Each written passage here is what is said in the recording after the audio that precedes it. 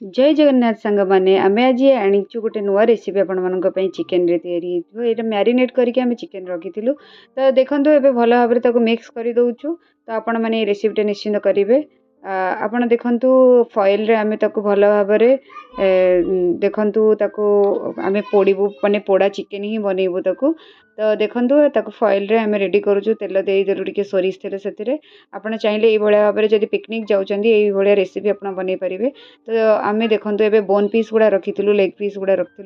तो आपड़ देखु युवा को पोड़ाई गोटे आप पिकनिक जाऊँगी ताई गोटे बढ़िया रेसिपी आपको भल लगे आज ए स्टार्टर तो आम यहाँ देखु भल भाव में रैपिंग करदेलु आम जंगल में थी किसी लटा को लेकिन आम भल भाव में रैप करदेलु आप बांधिदेलु जोटा कहते तो आपण मैंने यही भाव में यहाँ को करें आम से भी चुली करूँ तो से चुली रे ही आम पोड़लु यहीटा ये रेसिपीटा माने बहुत बढ़िया लगे आपण मैंने निश्चिंत घरे के ट्राए करेंगे आपण मानू जदि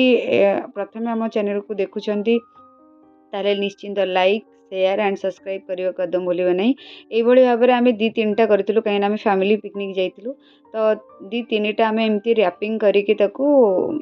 आमर जो चुली थिला से चुली रे पोड़ा को छाड़देलु तो आपण मैंने ये रेसिपीटा को निश्चिंत बनातु जदि आपको भल लगी था निश्चिंत लाइक शेयर सब्सक्राइब करने को एकदम भूलिए ना आ तार रिजल्ट